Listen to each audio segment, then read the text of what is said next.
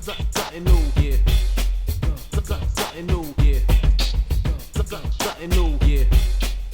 Like a something new. Hey, welcome back everyone. I'm Craftnik, and welcome to the Craft Shack, a tabletop hobby channel about crafting everything from terrain to the game. And in this video, I'm going to be taking some fantasy miniatures from different lines, and I'm going to convert them into sci-fi for my Esper Genesis game. And remember, if you guys like what I'm doing here and think it's worth a few minutes, don't forget to like, share, subscribe.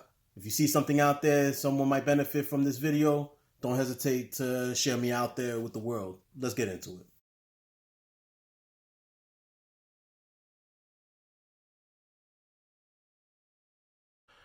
Alright, so the first one I started on was the Eldori Hunter. And I chose one of the Dark Elf models from the Reaper Bones 4.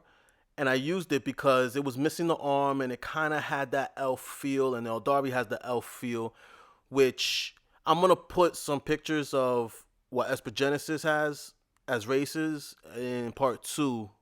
I think because I'm going to put the paint job in part 2 too. So you can see that. But this piece here came from a care package from Andrew at Crafts and Minis. And what an awesome channel. I'm going to put some links down below of where you can find them. He does some hobby streaking. He does some miniature painting, batches, got tips and stuff like that. So definitely, if you don't know who the man is, you need to know who the man is, basically. All right, back to the Kitbash, though. You can see that I released, in the previous footage, I released the tension of that little piece, scrap. And it was to wrap around, and a lot of it is just dry fitting. A lot of it is just measuring it up, seeing if you really want to make that cut, and seeing what angles you want. You know, I knew that that's the way he was going to hold a sniper rifle. Preferably I would like it two-handed, right? But you know, and that's the way the sniper rifle has. You'll see me later cutting off a piece of the backside hand that wraps around the other side. But you work with what you got. I definitely wanted the sniper rifle because this is my hunter. So I said, you know what? Let me just put it. I'm going to put it holding like that and put a gun like this. Definitely adds a little sci-fi element to it and still has some fantasy element to it. This is me kind of shaving off the second hand of the original pose, or the original mold, basically. And you don't see me here, but I do file it down a bit too. It's not perfect, but it's on the underside, so I didn't care too much. I just didn't want it to be recognizable. Came in with the glue, making it do what it do. I love that super gel. That super gel gives me a lot of control. It's expensive, but I like it. So, made the connection. Also, it's a lot of filing too. I kind of had to file it down to give some, get precise angles, because when you make a cut, it's a clean cut, but you might need it angled just slightly or whatever. That's what that came in with the filing. I skipped showing the filing. I figured I don't have to show every step. I could just mention some of the stuff, and that was it.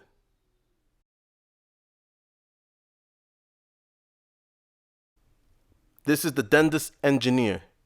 The Dendus have these tentacle hair like Larima, so I chose this model here because it was bald, so I can come in with the green stuff. And then I lucked out because part of the scraps that came in from Crafts and Minis, that is his bag. It fit perfectly, and I was like, yo, this is awesome, because I want to use this because of the ball head, and it came in with an engineer's bag, basically. That's dope. So here again, dry fitting. These pieces came from a Dead Zone box from Mantic, which I think retails at like 31, 32, and I got it on sale for like 27 or something like that, or 26. It was a couple bucks off, and I was going to use it for the enemies anyway, so I knew it came with extra pieces.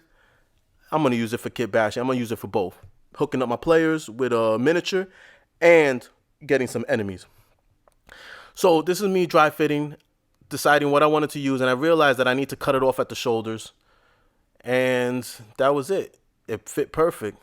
Again, I filed it down a bit on the miniature side, on the guy side, and then tried to just super glue. No pinning. No pinning. Is it risky? I will let you guys know in time.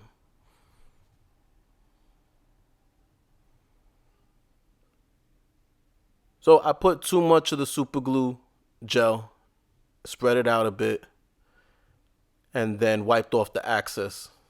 The excess. Yeah, access is granted.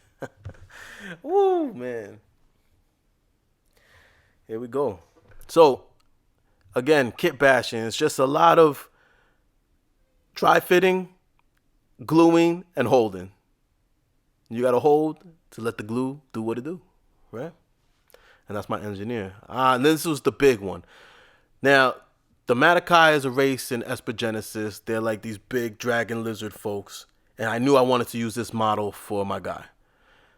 So this is me. I trimmed off the base because I definitely had to take it off its base to get a sci-fi base going, which comes with its own complications that we'll discuss later. It's a little bigger than the 1-inch circumference or radius, diameter, whatever geometry it is. Anyway, again, dry fitting. I knew I wanted to take away the sword. The sword was just a little too fantastical for me, and replace it with something a little more sci-fi-ish, which is the rifle. I mean, you're always going to want to replace a sword with a rifle, right? No? I don't know. Except if you're Michonne, right? Anyway, I'm just cutting pieces. I'm cutting bits. I cut the arm, tried to get the arm there, and I don't attach it right away because I'm going to use some green stuff later on, which at the time of this recording, I have not even done yet. All right? Here's one thing. I knew I wanted to get rid of this shield. And these are decisions you just have to make on the fly. You can't, this is why kit bashing videos and stuff like that are so hard, because you have to make these decisions on the fly. You have to do it with the X-Acto in your hand, the miniature on your table, and say, all right, what are my options here? And you just go with it. And you just make those decisions as you go. I knew that I wanted to take off the shield. But the decision I had to make was, do I take it off now, not knowing what I want to do? Or do I figure out what I want to do later after taking it off? I decided, you know what? I really don't want the shield. So it's coming off. I'm going to figure it out later. Now, there's a piece here that I put that originally, there it is. Originally, I was going to put it on his back. And I thought that would have been dope, either as jet boosters or just a big cannon. But then I dry fitted it to his arm to see if it would cover up the majority of the scrape there, and it does. So it comes with a nub that I could use as a pinning mechanism, and I just imprinted that nub where I wanted it and then started digging a hole with the X-Acto knife.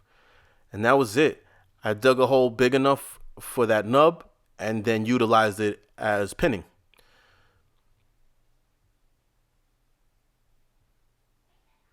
Hit the super glue, pushed it in, angled it, and this guy looks like a soldier. But I wanted more. So I took this piece. I believe this piece came from one of the Rune Wars set. I didn't use it. I scrapped it. And when I scrapped it, I put it away for a rainy day. And this was a rainy day. So then I just super glued again. Again, no pinning, no whatever. But I knew this connection was going to be a little fragile because the plastic is really rigid. So I decided, you know what, let me strengthen it with some super glue and baking powder. You know, the dollar stuff that you get, whatever. Someone correct me down below. Anyway, used it to kind of harden it up, see if I can, you know, strengthen that connection there at least. And also I'm gonna super glue around that connection when I super glue it to his back, just to try to strengthen it up even more. And I'm gonna try to use some green stuff later so it looks like it wraps around his body. But that's for my green stuff stage. Still trying to decide exactly how much green stuff I'm gonna use. Oh, look at that. The Flail Snail has brought me mail. If you guys like any homebrew content, the Flail Snail got you. You can find them on Ko-Fi, however you pronounce it, but they do everything from magic items for specific classes, which is my favorite. They do archetypes, they do creature bundles, and they even do whole classes themselves. So if you're looking for a variety, if you're looking for a change up, or if you're looking for something new for your NPC, go check them out. I'm going to put all the links in the description below, and just give me a shout out. Let them know that I sent you. Now these last two are real easy. I wanted an infiltrator type. So this hood and the little, kunai, that was dope. I said this came from the Song of Ice and Fire line, the miniature game. These are the Night Watch Rangers. So again, dry fitting, seeing what I wanted to do, seeing if I wanted to make the connection at the shoulder or the wrist. And I decided the wrist. Let's keep it simple. A little pistol. That would be dope. And what you didn't see was I cut off his bow. He was holding his bow like that. So I cut it off. And that's the other thing too about kit bashing. You want the pose of the miniature kind of like flow into it. And it's intuitive. That concept is intuitive. And that's what you're looking for in that miniature. It's like, okay, his pose, can I chop off at those key points like the wrist, the shoulder, or is the hand available where I could drill, use a little drill or whatever. You also have to utilize what you have in your disposal, right? So again, no pinning. I just went ahead, stuck on that pistol and let it dry. Same thing with this guy. This guy came from WizKids. He was a druid.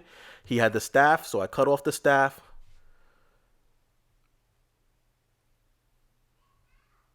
And then I cut off the staff first, and then I end up cutting off the wrist. Or is it already cut? Whatever it is. And then I do it off camera because it was, I didn't want you guys to see the secrets of what I'm about to show you. And that's it.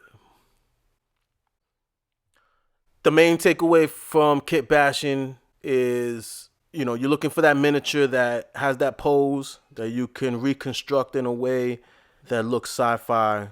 Even though he might have garments and stuff like that, that's okay. I mean, Jedis look like wizards if they don't pull out the lightsaber, right? I mean, to me at least. I don't know.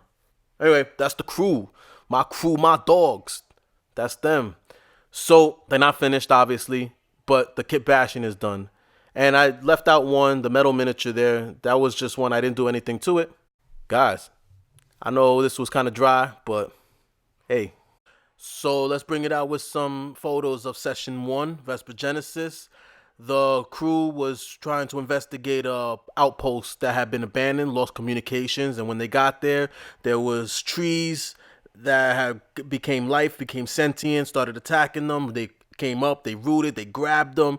These tree zombie bark guys came out and they started mindlessly attacking. It was crazy. It was epic. It was all the stuff that your tables are full of too. And guys, remember, if you like what I'm doing here, like, share, subscribe, and I appreciate all the time that you spend with me. Thank you, guys. If you guys are interested in more sci-fi terrain, go ahead and click that top left one there. When this part 2 comes out, it'll be on the top left bottom. It'll be on the bottom right. No, they're both on the right. I don't know what I'm going to do in the future. Click my symbol if you want to subscribe.